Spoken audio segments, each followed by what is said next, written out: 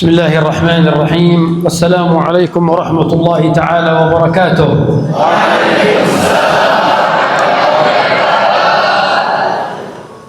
نحمد الله سبحانه وتعالى أن جمعنا بكم وجمعنا بمدير المعهد وبالأساتذة الفضلاء وبكم أيها الطلاب الأفاضل في هذا المكان الطيب المبارك. Setelah mengucapkan salam, menyampaikan salawat kepada baginda Rasulullah Sallallahu Alaihi Wasallam, beliau mengucapkan kalimat tarhib atas kesyukuran beliau yang telah diberikan kesempatan oleh Allah bisa dikumpulkan dengan para asatid, para santri dan seluruh keluarga besar Pondok Pesantren Baitul Hidayah. هذا المكان الذي أنتم فيه يدعوكم لأمر مهم جدا وهو التفكر في مخلوقات الله سبحانه وتعالى. Tempat yang kita duduki, yang kita diami sekarang adalah kesempatan besar bagi kita semuanya untuk bisa bertafakur lebih dalam, lebih banyak terhadap sekian banyak ciptaan-ciptaan Allah Subhanahu wa taala. حيث إنكم في مكان مرتفع قرب السماء وترون الجبال الخضراء محيطة بكم وترون كل ما خلقه الله سبحانه وتعالى محيط بكم، فهذا يستدعي كل واحد منكم أن يتفكر في مخلوقات الله عز وجل حتى يقوى إيمانه بالله سبحانه وتعالى. Semua yang kita lihat di tempat ini, mulai dari tempat dengan tempat dengan dataran yang tinggi, gunung-gunung yang melingkupi kita, juga segala sesuatu yang ada di sekitar kita, semuanya adalah bagian yang mengajak kita untuk selalu bisa bertafakur kepada ciptaan Allah yang tujuannya adalah untuk memperkuat keimanan kita semuanya. ولهذا نجد أن الله عز وجل كرم الإنسان بالعقل وكرم الإنسان بالتفكير وكرم الإنسان بالفهم، فالله عز وجل يقول ولقد كرمنا بني آدم وحملناهم في البر والبحر ورزقناهم من الطيبات وفضلناهم على كثير ممن خلقنا تفضيلا. فأعظم تفضيل للإنسان من قبل الحق جل وعلا هو العقل والتفكير والفهم والاستيعاب. Allah Subhanahu wa taala telah memberikan sekian banyak kehormatan dan kemuliaan bagi manusia, pemahaman dan akal untuk bisa mencerna segala sesuatu yang ada di dalam alam semesta ini.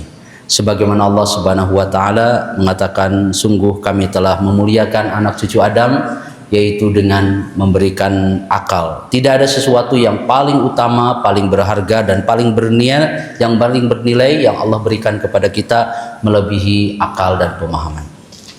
فلا تجعلوا وجودكم هنا أمرا عاديا، تنظرون إلى السماء أمرا عاديا، تنظرون إلى الجبال أمرا عاديا، تنظرون إلى ما خلق الله عز وجل فيما يحيط بكم أمرا عاديا. لا، الله عز وجل وضعكم في هذا المكان لحكمة منه عز وجل لكي تتفكروا في مخلوقات الله سبحانه وتعالى. Masya Allah. Kita dituntut untuk tidak melihat dan menilai apa yang ada di sekitar kita sebagai sesuatu yang biasa, sesuatu yang lumrah. Melihat gunung, melihat langit, melihat segala ciptaan Allah Subhanahu wa taala yang ada di sekitar kita tidak dilihat dengan sesuatu yang biasa. Semuanya disimpan, diletakkan dalam sebuah hikmah besar agar supaya kita semuanya mau dan bisa bertafakur terhadap segala sesuatu yang Allah ciptakan. فلا تجعلوا الأيام تمر عليكم وأنتم شباب، أنتم صغار شباب، أعطاكم الله العقل، أعطاكم الله الفهم، أعطاكم الله التفكير، والشباب لا زال عقله قويا، لا زال عقله منتبها، ينتبه ويستوعب ويفكر، ولا يجعل الأيام تمر عليه هكذا مرورا سريعا من غير أن لا يكتسب عبرة وعظة في كل يوم في حياته يمر عليه في هذه الدنيا.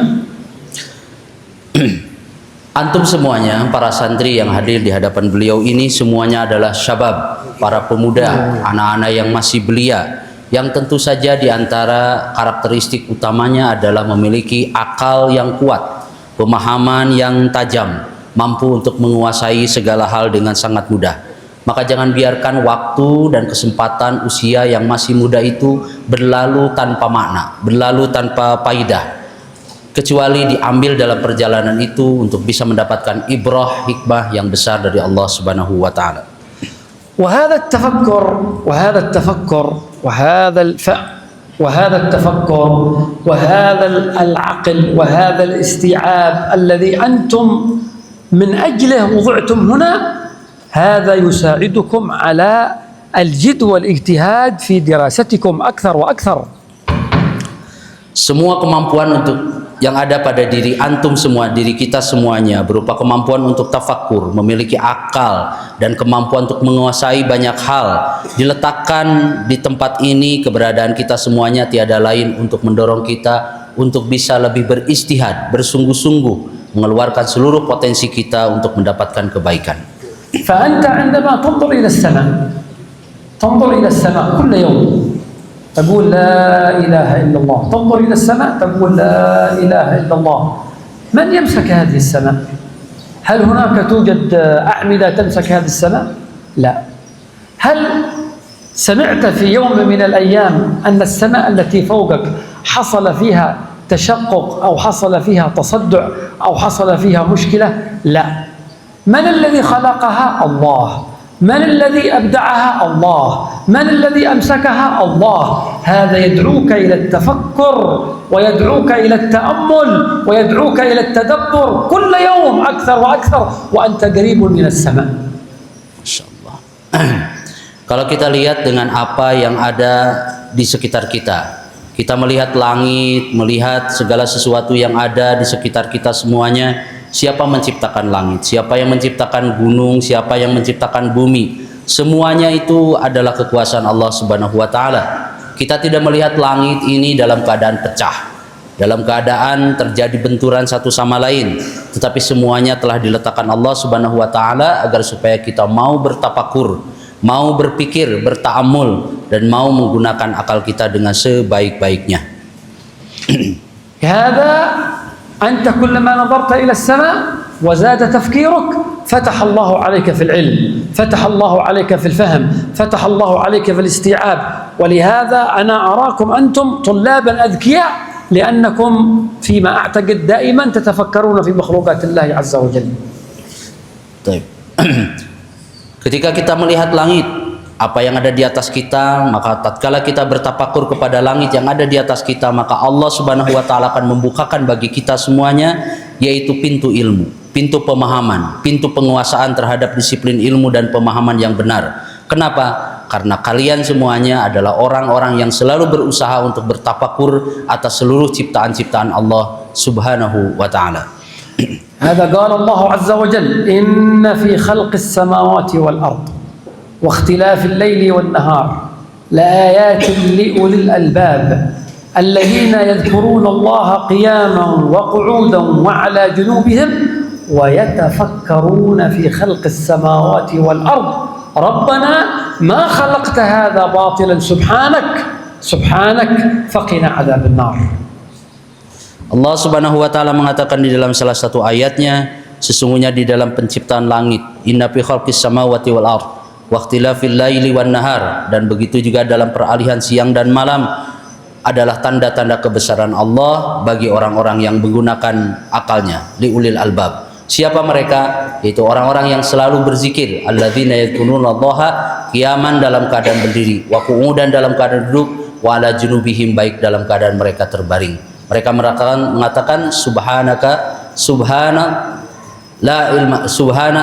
faqina adzabannar. Maha suci Engkau ya Allah, aku minta kepadamu keselamatan dari api neraka. ومن هنا هذا التفكر والتأمل أفضل عبادة يعملها الإنسان في هذا الزمن، أن يتفكر في مخلوقات الله عز وجل. فكثير من الناس نسوا هذه العبادة. ما هي هذه العبادة؟ عبادة التفكر في مخلوقات الله عز وجل، فهي عبادة منسية. Oleh sebab itulah kita melihat pada kesempatan ini bahwa tafakkur adalah afdhalul ibadat, adalah seutama-utamanya ibadah bagi manusia. Dan ini adalah ibadah yang banyak dilupakan oleh banyak manusia. Manusia banyak lalai, manusia banyak lupa terhadap jenis ibadah ini. Dan ini adalah salah satu jenis ibadah yang banyak dilupakan. ولهذا قال بعضهم تفكر ساعة خير من قيام ليلة. تفكر ساعة خير من قيام ليلة. فأنت عندما تتفكر في مخلوقات الله عز وجل أفضل من أن تقوم الليل كله راكعا وساجدا. Itulah kenapa ada sebuah ungkapan yang mengatakan tafakkuru sa'atin khairun min qiyami lailatin, bahwa bertafakur satu kesempatan atau satu waktu saja itu lebih baik daripada menjalankan qiyamul lail sepanjang malam. Oleh sebab itulah ketika kita bisa bertafakur, maka seolah-olah kita melaksanakan ibadah yang lebih baik tatkala kita melaksanakan tahajud, ruku dan sujud kepada Allah. هذا أنت أيها الطالب حينما تجلس أمام المدرس، حينما تجلس أمام الشيخ، ماذا يجب عليك أن تكون؟ يجب عليك أن تستمع وأن تصغي لما يقوله المدرس، ولا تتشاغل ولا تتلاعب بجوال ولا تتلاعب بأي شيء حولك، وإنما عليك أن تنصت وأن تستمع وأن تتأمل ما يقوله الأستاذ في هذه الحلقة أو في هذه الحصة أو في هذا الدرس. Oleh sebab itulah di antara kewajiban kita ketika kita berada di hadapan seorang guru, seorang pengajar, apa yang menjadi kewajiban bagi seorang talib, seorang murid? Yang pertama adalah antastami, mendengarkan dengan baik, wa antusqiya, mendengarkan, mengamati dan menelaahnya dengan baik, jangan menyibukkan diri dengan sesuatu yang tidak baik, tidak bermanfaat seperti jawal, seperti HP dan apapun yang ada di sekitar kita. Ketika seorang mudaris, seorang guru menyampaikan nasihatnya, taujihatnya, pelajarannya, dengarkan dengan sebaik-baiknya. لهذا لاحظ الله عز وجل جعل لك سمعا وجعل لك بصرا.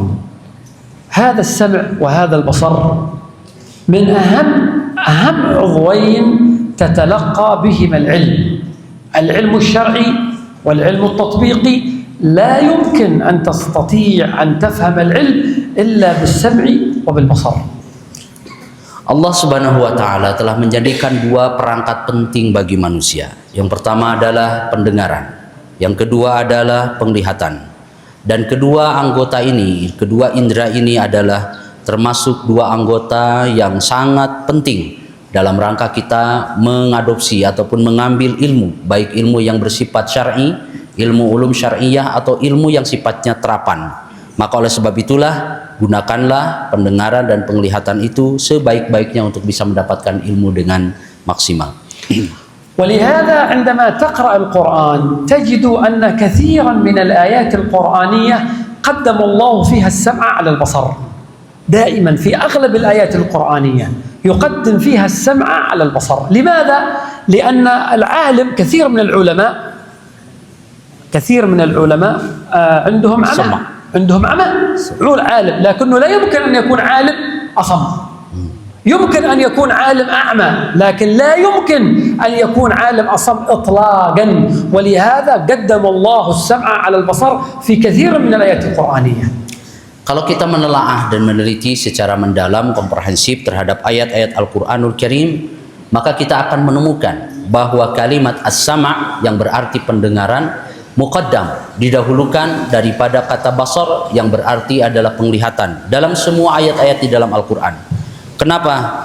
Karena dalam fakta di lapangan kita menemukan tidak ada satupun seorang alim, seorang ulama yang tunarungu, tetapi banyak yang buta tetapi tidak ada yang tunarungu. Itulah kenapa bahwa pendengaran didahulukan daripada penglihatan, melihat dari fungsi dan manfaatnya yang paling besar. ولهذا قال الله سبحانه وتعالى إن السمع والبصر والفؤاد كل أولئك كان عنه مسؤولا. بدأ أولا بماذا؟ بالسمع ثم تلا البصر. قال تعالى في آية أخرى أسمع بهم وأبصر. بدأ أولا بماذا؟ بالسمع. ثم قال الله عز وجل لموسى وهارون عندما أرسلهما إلى فرعون قال تعالى إنني معكما أسمع وأرى. فقدم السمع على البصر لأن التقديم في القرآن الكريم له هدف وله مغزى. لا يمكن أن تقدم كلمة أو تؤخر كلمة إلا لأمر معين، فإذا أخرت كلمة في موضع يجب فيها التقديم المعنى كله تغير، لأن اللغة العربية لغة القرآن لغة دقيقة جدا، فيجب عليك أن تتأمل فيها وأن تتبصر فيها وأن تتأمل فيها لأنك مسلم. Masya Allah. Banyak sekali ayat-ayat yang mengatakan di dalam Al-Quran yang intinya mendahulukan pendengaran daripada penglihatan. Salah satunya adalah inna sam'a wal basara wal fuada kullu ulaika kana anhu mas'ula. Sesungguhnya pendengaran, penglihatan dan hati, kalbu, semuanya masing-masing di antara itu semuanya akan ditanya oleh Allah Subhanahu wa taala. Begitu juga tatkala Allah Subhanahu wa taala mengatakan di dalam salah satu ayatnya asmi bihim wa absir. Dengarkanlah dan lihatlah. Begitu juga di dalam kisah Musa dan Harun, tatkala berada di samping lautan ketika dikejar Musa, dikejar Fir'aun, Allah Subhanahu mengatakan innani ma'akuma asma'u wa ara. Sesungguhnya kami, kata Allah, bersama kalian berdua wahai Musa dan Harun, mendengar dan melihat. Allah Subhanahu wa taala mendahulukan kata sama wal basar di dalam Al-Qur'an tidak dalam keadaan tanpa makna, tapi semuanya li gharadin wa hadafin muayyan, memiliki tujuan dan makna yang tersembunyi. Jika sesuatu kalimat yang harusnya di depan kemudian diakhirkan, maka akan terjadi perubahan makna terhadap kalimat ataupun kandungan makna Quran itu sendiri. ولهذا الطالب الناجح الطالب الناجح طالب العلم الناجح دائما تراه طالبا مستمعا منتبها. أما طالب العلم غير الناجح فعندما يتكلم المدرس تجده ينظر إلى هنا ينظر إلى هنا، يتشاغل فوق، يتشاغل تحت، يتشاغل بجوال. هذا ليس طالب علم ناجح، إنما سيكون طالب علم فاشل إذا استمر على هذه الحالة السيئة. Bahwa di antara seorang ciri pelajar, seorang santri yang bermanfaat ilmunya, yang akan mendapatkan kesuksesan adalah seorang pelajar yang selalu mendengarkan dan selalu fokus dengan apa yang dia dengar. Dia tidak disibukkan dengan apapun yang ada di sekelilingnya, baik jawal ataupun apapun. Sehingga kalau dilakukan, maka tentu saja ini akan mengakibatkan kegagalan. اليوم أكبر مصيبة حلت بنا في هذا الزمن الجوال. أكبر مصيبة وأكبر كارثة على طالب العلم الجوال. تجده يفكر في الجوال، تجده يعني أصبح مدمن في الجوال، تجده لا يمكن في أي لحظة، في أي دقيقة، في أي هذا إلا ومعه الجوال. ترك العلم وترك طلب العلم وانتبه للجوال، والجوال لا ينفعه لا في الدنيا ولا في الآخرة إلا بقدر الحاجة. Di antara musibah yang terbesar yang saat ini mendera kita semuanya, dialami oleh kita semuanya adalah, wabil khusus adalah para pencari ilmu, adalah ujian dan musibah terkait dengan gadget, terkait dengan smartphone. Banyak sekali di antara para pelajar yang sudah mudmin, sudah kecanduan dengan gadgetnya, sehingga tidak ada waktu yang berlalu kecuali dia harus memainkan dan menggunakan gadgetnya setiap waktu. Sehingga dengan itu dia meninggalkan ilmu, meninggalkan belajar, meninggalkan sesuatu yang bermanfaat. Fatalabul ilm yahtaju ila sabr. Talabul ilm yahtaju ila sabr. Talabul ilm yahtaju ila jidd wa ijtihad. Talabul ilm yahtaju ila sahr al-layali fi qira'ati al-kutub. Talabul ilm yahtaju ila kitabati al-fawaid. لا يمكن أن يأتيك العلم وأنت كثير النوم، كثير الأكل، كثير الثرثرة. Seorang pencari ilmu, seorang talibul ilmi yang paling dibutuhkan adalah yahtaju ila sabar. Dibutuhkan kesabaran yang sangat tinggi. Dibutuhkan ijtihad, kesungguhan, dibutuhkan usaha yang besar untuk mendapatkan dan meraih cita-citanya.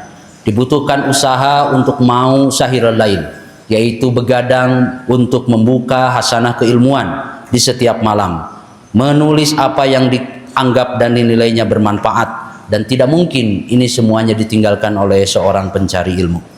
Talabul ilm yahtaju minka ila amrin muhimmin jiddan wa huwa كيف تنظم وقتك وتستغل حياتك وتستغل ثوانيك، لأن الزمن من أكبر ما تملكه في هذه الحياة. إذا ضاع عليك الزمن ضاع عليك الخير كله. Seorang pelajar harus bisa menggunakan waktunya dengan sebaik-baiknya, kesempatan yang sebaik-baiknya, kaidah-kaidah, aturan-aturan bagaimana bisa mendapatkan ilmu. Jika hal itu ditinggalkan dan tidak dilakukan, maka dia akan kehilangan kebaikan yang sangat banyak.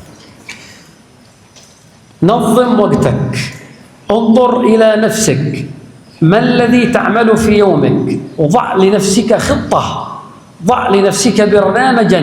إذا أردت أن تكون ناجحا في هذه الحياة، إذا أردت أن تكون نافعا لأمتك الإسلامية في هذه الحياة، يجب عليك أن تستغل وقتك، لأن الساعة التي مرت في حياتك لا يمكن أن تعود مرة أخرى، واليوم الذي قد مر في حياتك لن يعود مرة أخرى، والشهر الذي قد مر في حياتك لن يعود مرة أخرى، والسنة التي مرت في حياتك لن تعود مرة أخرى. كل شيء يمكن أن يعوض في هذه الحياة، إلا الزمن لا يمكن تعويضه إطلاقا، لأن ما مر منه لن يعود أبدا.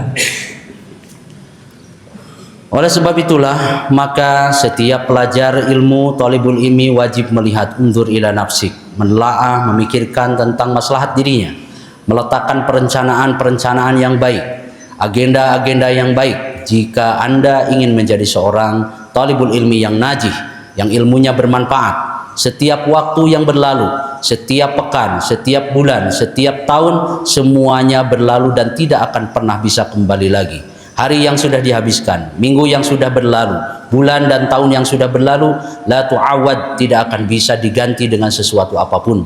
Maka la yumkin, tidak mungkin seorang pelajar ilmu itu mendapatkan kesuksesan dan menggapai cita-citanya kecuali untuk bisa memanfaatkan waktunya sebaik-baiknya. Ya, yaqul alaihi salatu wassalam, la tazula qadama 'abdin yawm al-qiyamah hatta yus'al an arba'. An 'umrihi fima afnah, وعن شبابه فيما أبلاه، وعن علمه ماذا عمل به، وعن ماله من أين اكتسبه وفيما أنفقه. أنت يوم القيامة وأنا يوم القيامة وكلنا يوم القيامة سنقف بين يدي الله عز وجل وسيسألنا هذه الأسئلة الأربعة: أين نعد الإجابة؟ من أين نعد الإجابة؟ وكيف نعد الإجابة؟ هذا امتحان، مثل ما نمتحن في الدنيا هناك امتحان في الآخرة، أسئلة أربعة سيسألني الله عز وجل: يا عبد الله، وقت شبابك ماذا عملت في وقت الشباب؟ ماذا أقول له؟ إذا ضيعت وقت شبابي ماذا أقول له؟ Ada sebuah hadis mulia dari baginda Rasulullah sallallahu alaihi wasallam yang mengatakan, la tazulu qadamu 'abdin yaumal qiyamati hatta yus'ala an arba', an umrihi fima afdah, an syababihi fima ablah, wa an ilmihi fima amilah, wa an malihi min aina iktasaba wa fima anfaqah.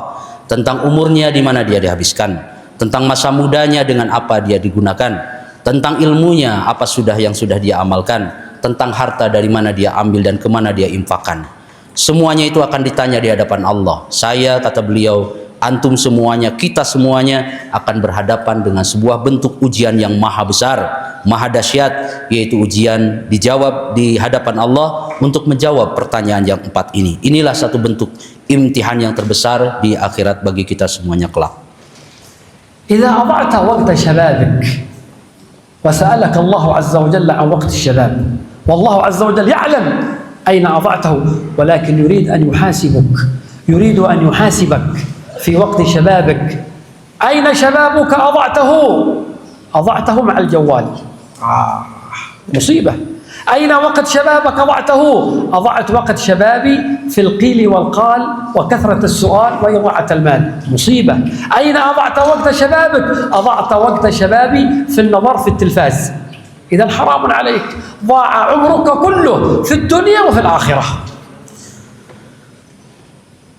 Kalau kita semuanya sebagai anak muda menyia-nyiakan waktu di saat kita muda, maka Allah Subhanahu wa taala sebetulnya sudah tahu kemana dan dengan apa umur kita dihabiskan. Tetapi Allah ingin bertanya kepada kita, apa yang sudah kita habiskan dengan masa muda kita. Allah ingin menguji kita, ingin menghitung kita, memuhasabahi kita, di mana umur itu dihabiskan. Apakah umur muda kita habis dengan hanya menggunakan jawal? Apakah umur kita dihabiskan dengan hanya berbicara, berbincang ke sana kemari tanpa makna, qila wa qal? Atau umur kita dihabiskan hanya untuk dipakai menonton televisi dan lain sebagainya? Semuanya akan dipertanyakan oleh Allah Subhanahu wa taala. لهذا أنتم شباب تحيط بكم الشهوات في هذا الزمن. أنتم شباب تحيط بكم الفتن في هذا الزمن. أنتم شباب تحيط بكم الفواحش والمنكرات في هذا الزمن. كيف تكونون في حالة جهاد مع أنفسكم خوفا من الله سبحانه وتعالى، لأن في هذا الزمن من السهل أن ترتكب الذنوب والمعاصي ولا يوجد خوف من الله سبحانه وتعالى. Hari ini kita semuanya sedang diserang atau dihimpun dengan berbagai dorongan-dorongan syahwat. Hari ini kita sekarang sedang diserang dengan berbagai fitnah, dengan berbagai bentuk-bentuk keburukan dan kemaksiatan. Oleh sebab itu, bagaimana kita berjihad untuk bisa menegakkan dan menumbuhkan rasa takut kita kepada Allah Subhanahu wa taala. لهذا لاحظ الله سبحانه وتعالى ربط العلم بالتقوى. لا علم إلا بالتقوى، فقال عز وجل واتقوا الله ويعلمكم الله. فإذا اتقيت الله سبحانه وتعالى علمك الله وفتح عليك الله وصرت عالم في هذا الزمن، نفع بك الله هذه الأمة. Allah Subhanahu wa taala telah mengikat, mengkorelasikan antara ilmu dengan takwa. Di dalam ayat Al-Qur'an Allah mengatakan wattaqullaha wa yu'allimukumullah. Hendaklah kalian bertakwa kepada Allah, maka Allah akan ajarkan apa yang tidak kalian ketahui. Maka oleh sebab itulah, siapa yang mampu menggabungkan, menghubungkan antara ilmu dengan ketakwaan kepada Allah, Allah akan membukakan sekian banyak pengetahuan buat kita semuanya. هذا عينك أمانة، سمعك أمانة، لسانك أمانة، لا بد عليك أن تحافظ على هذه الأمانة. فإذا نظرت إلى الحرام فأنت خائن، وإذا كذبت على الله عز وجل بلسانك فأنت خائن، وإذا استمعت إلى الغيبة والنميمة فأنت خائن. فهل ترضى أن تلقى الله عز وجل وأنت خائن؟ Semua yang ada pada diri kita, pendengaran kita adalah bagian daripada amanah. Penglihatan kita juga adalah bagian daripada amanah. Apa yang ada pada tubuh kita semuanya amanah. Kalau kita melihat sesuatu yang diharamkan, berarti kita berlabel, berstatus sebagai seorang manusia pengkhianat. Kalau kita mendengarkan apa yang diharamkan Allah, maka kita adalah orang yang berkhianat. Maukah kita, ridhokah kita menghadap Allah, sementara kita membawa status jati diri kita sebagai seorang pengkhianat. ثم إذا أردت أن تكون طالب علم ناجح يجب عليك أن تحافظ على مراجعة الدروس وأن تجتهد. المدرس أعطاك درسا في أي علم من العلوم، واجب عليك أن تراجعه مباشرة. يجب عليك أن تراجع كل درس في يومه، لا تؤجل الدروس، لا تجعلها تتراكم عليك، لأنها إذا تراكمت عليك وجاء وقت الامتحان لن تستطيع أن تراجع المادة كلها، وربما سترسب الامتحان لأنك لم تكن مواظبا على مراجعة دروسك أولا بأول، وإنما تؤجل تؤجل تؤجل، فإذا جاء الامتحان فأنت معرض للفشل والرسوب. Masya Allah. Di antara syarat yang juga sangat penting bagi seorang pencari ilmu adalah kemauan yang kuat untuk memurajaah pelajaran, mengulang pelajaran, untuk meneliti kembali pelajaran langsung setelah pelajaran itu disampaikan oleh para pengajar. Kebiasaan buruk yang biasa dilakukan oleh para pencari ilmu adalah menumpuk, mengakumulasikan pelajaran itu hingga tatkala datang waktu untuk ujian, barulah dia sibuk untuk mempelajari semua pelajaran yang sudah dilakukan. Ini adalah sebuah cara yang salah dan itu akan mendorong seseorang pada bentuk kegagalan. Maka di antara kata kuncinya atau penyebabnya adalah karena dia tidak menjadi orang yang muazim, terbiasa untuk mengulang pelajaran. Semuanya ditunda, ditumpuk sampai ketika pelajaran dan tugas itu datang sehingga dia akan kesulitan dalam memahami pelajaran tersebut. هذا الأمر الآخر أيضا، إذا أردت أن تكون طالب علم ناجح فيجب عليك أن تحترم الأستاذ، أن تحترم شيخك، أن تتأدب معه، وأن تكون مؤدبا بين يديه. حينما يجلس أمامك الأستاذ يجب عليك أن تكون آذانك صاغية وعقلك هنا، عقلك هنا في الدرس، في الحلقة العلمية، لأن المدرس لا يحتاج إلى شكلك ولا يحتاج إلى ملابسك، الأستاذ يحتاج إلى عقلك ويحتاج إلى فهمك ويحتاج إلى أن تكون منصتا معه. ليس كذلك لو أنت ربما جسمك هنا لكن عقلك خارج الدرس، خارج الحلقة، فأنت لن تستطيع في هذه الحالة أن تفهم أي شيء، لأنك لست منتبها لما يقوله المدرس ولست متأدبا مع أستاذك. Di antara kata kunci penting bagi seorang pencari ilmu untuk bisa sukses dalam pembelajarannya adalah antahtarima ustadzak, menghormati, mentakzimi seorang guru, seorang pelajar, guru yang ada di hadapan kita semuanya. Oleh sebab itu, tatkala kita duduk di hadapan seorang mudaris, seorang guru, maka kita harus betul-betul memasang pendengaran kita menjadi udhunun sami'ah, menjadi pendengaran yang siap mendengar, akal yang siap untuk menerima pelajaran. Seorang guru tidak membutuhkan tampilanmu, pakaianmu, bungkusmu, packagingmu, tidak butuh itu. Yang dibutuhkan adalah akalmu yang siap untuk menerima pelajaran, pemahamanmu yang siap untuk bisa diberikan. Kemudian juga badan dan akal adalah sesuatu ataupun tidak akan bisa memahami pelajaran dengan baik kecuali kalau kita memiliki adab dan sopan santun serta menghormati seorang guru dengan baik.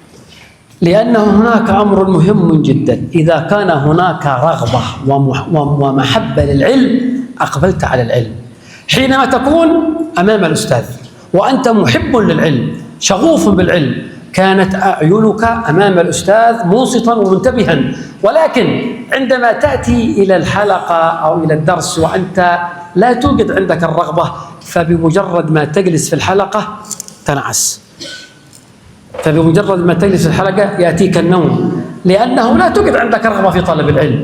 متى تأتيك الرغبة انظر إلى الجوال مباشرة يذهب النوم منك. لماذا يذهب النوم منك؟ لأنك تحب الجوال ولا تحب العلم. فالجوال يجعلك منتبها، الجوال يجعلك مصغيا، لكن طلب العلم لا يجعلك منتبها ولا مصغيا، إذا أنت طالب فاشل. Di antara hal yang penting yang harus diperhatikan oleh pencari ilmu adalah dua hal penting, yaitu ar-raghbah wal himmah. Raghbah adalah kecintaan, kesukaan, kesenangan. Himmah adalah niat dan tekad yang kuat dalam belajar ilmu. Seseorang semangat yang kuat dalam mencari ilmu. Seorang pelajar ilmu, dia harus mencintai ilmu. Selain dia harus juga mencintai gurunya. Oleh sebab itu, raghbah dan himmah adalah sesuatu yang penting. Kalau kita berada di dalam sebuah halaqah, di dalam kelas, kemudian tidak ada raghbah, tidak ada himmah, tidak ada semangat, maka yang muncul adalah rasa ngantuk, yang muncul adalah tidur dan lain sebagainya. Berbeda tatkala kita dihadapkan dengan gadget, dengan smartphone yang ada di hadapan kita, seseorang akan langsung terperangah, langsung ceria, langsung bisa bangun. Tapi ketika dia dihadapkan dengan ilmu, dia akan langsung tertidur. Kenapa? Masalahnya ada di dalam raghbah dan himmah. Jika itu tidak dilakukan, maka insya Allah seseorang akan mendapatkan kegagalan. ثم أنتم يا أولادي انتبهوا، أنتم لا زلتم في بداية الحياة، أنتم لا زلتم في بداية الطريق، المشوار أمامكم طويل، ولهذا العلم ليس له نهاية. لا تعتقد أنك عندما تتخرج دكتوراه قد حويت العلم كله، لا تتوقع أنك عندما تكون بروفيسور قد أخذت العلم كله، لا والله، أنت لم تأخذ من العلم شيئا. قال الله عز وجل: وما أوتيتم من العلم إلا قليلا، فيجب عليك أن تتعلم وتتعلم وتتعلم إلى أن تموت. قيل لعبد الله بن المبارك، هذا سيد التابعين: إلى متى يا عبد الله تتعلم وقد بلغت من الكبر؟ قال: أتعلم حتى الممات إن شاء الله. وهذا عبد الله بن المبارك إمام عظيم في العلم.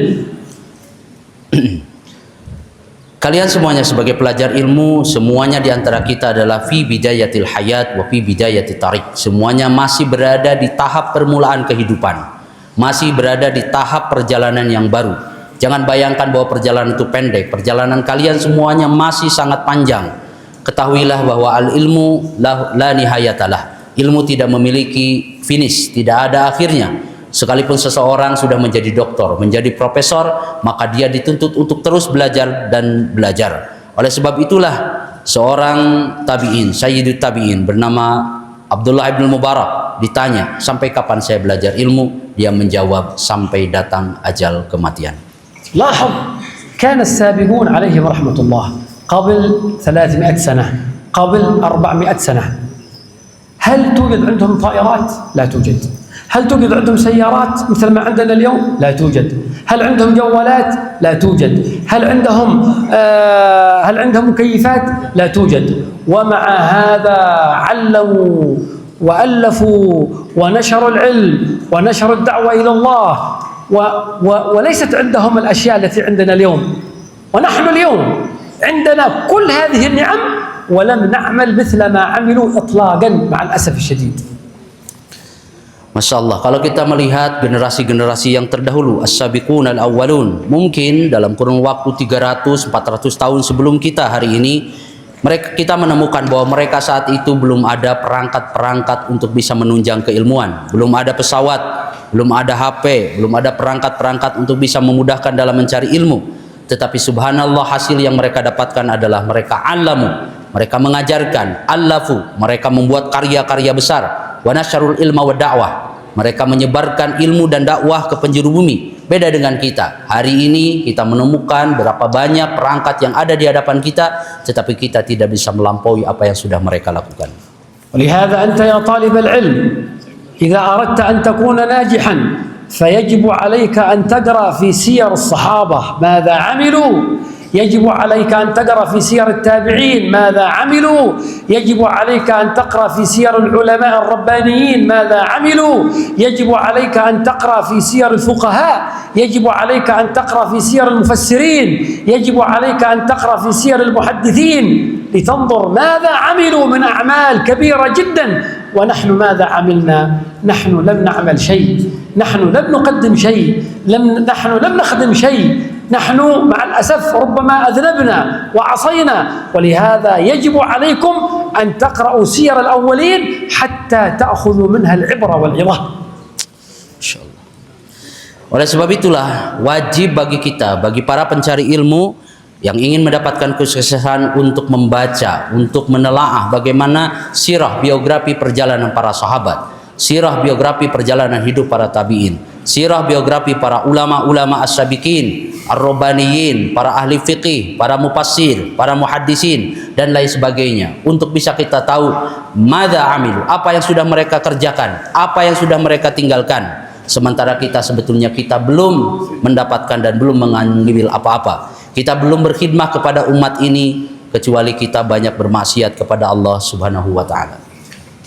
في الختام أولا أتوجه بالشكر الجزيل للأستاذ إيوان مدير المعهد، وأتوجه بالشكر الجزيل للأساتذة الفضلاء جميعا، وأتوجه بالشكر الجزيل لإدارة المعهد، وأتوجه بالشكر الجزيل لكم أنتم أيها الطلاب النجباء، أيها الطلاب الفضلاء. وأدعو الله عز وجل لمدير المعهد ولأساتذة المعهد ولكم جميعا أيها الطلاب، أدعو الله عز وجل بأن يقبل الله منا ومنكم صالح الأعمال، بأن يوفقنا وإياكم لخدمة العلم، وأن يوفقنا وإياكم لخدمة الأمة، يوفقنا وإياكم لخدمة هذا الدين العظيم. فديننا وأمتنا بحاجة إلى كل واحد منا. Sebagai kalimat penutup di kesempatan pertemuan kali ini, saya, kata beliau, menyampaikan syukran jazil, sebuah ungkapan syukur dan ucapan terima kasih yang sangat besar kepada seluruh jajaran pengurus pesantren, mulai dari pimpinan pesantren, mudir, kepada para pengurus asatidah, para tulab, para pelajar di pondok ini. Beliau mendoakan kita semuanya, mudah-mudahan kita semuanya selalu mendapatkan qabul dari Allah Subhanahu wa taala, penerimaan dari seluruh amal yang kita perbuat, dan menjadikan kita para pelayan, para khudam bagi agama ini, dan mudah-mudahan Allah Subhanahu wa taala memberikan kemudahan dalam segala urusan kita. فالكلمات تعجز عن التعبير، خاصة للأستاذ مدير المعهد تعجز كلماتنا عن التعبير، مهما تكلمنا لا نستطيع أن نفي بالشكر والتقدير لأستاذ أي إيمان مدير المعهد والأساتذة الفضلاء، فلهم منا جزيل الشكر والتقدير. وأدعو الله سبحانه وتعالى في هذه اللحظات المباركة أن يجعل اجتماعنا اجتماعا مرحوما، تفرقنا من بعد تفرقا معصوما، لا يجعل فينا ولا منا ولا معنا شقيا ولا مطرودا ولا محروما ولا مازورا. اللهم اهدنا فيمن هديت، وعافنا فيمن عافيت، وتولنا فيمن توليت، وبارك لنا فيما أعطيت، وقنا شر ما قضيت. اللهم الطف بنا يا لطيف، يا لطيف الألطاف، نجنا مما نخاف، يا لطيف لم يزل، الطف بنا فيما نزل، إنك لطيف لم تزل، الطف بنا والمسلمين يا أرحم الراحمين، يا أرحم الراحمين، يا أرحم الراحمين. اللهم كما جمعتنا في هذا المعهد المبارك، وكما جمعتنا في هذه الساعة المباركة، اجمعنا يا الله مع النبي محمد صلى الله عليه وسلم ومع الصحابة الأكرمين في الفردوس الأعلى من الجنة يا أرحم الراحمين، يا أرحم الراحمين. اللهم اغفر ذنوبنا واستر عيوبنا ويسر أمورنا وحسن منقلبنا، وعنا بك فلا تطردنا، ولكل خير وفقنا، وتولنا بالحسنى، واختم الصالحات أعمالنا وأعمارنا وآجالنا برحمتك يا أرحم الراحمين، يا أرحم الراحمين، يا أرحم الراحمين. وصلى الله وسلم على سيدنا محمد وعلى آله وأصحابه أجمعين، وبسر أسرار الفاتحة وإلى حضرة النبي الفاتحة. أعوذ بالله من الشيطان الرجيم. بسم الله الرحمن الرحيم. الحمد لله رب العالمين، الرحمن الرحيم، مالك يوم الدين، إياك نعبد وإياك نستعين، اهدنا الصراط المستقيم، صراط الذين أنعمت عليهم غير المغضوب عليهم ولا الضالين. صلى الله على سيدنا محمد وعلى آله وصحبه وسلم. الحمد لله.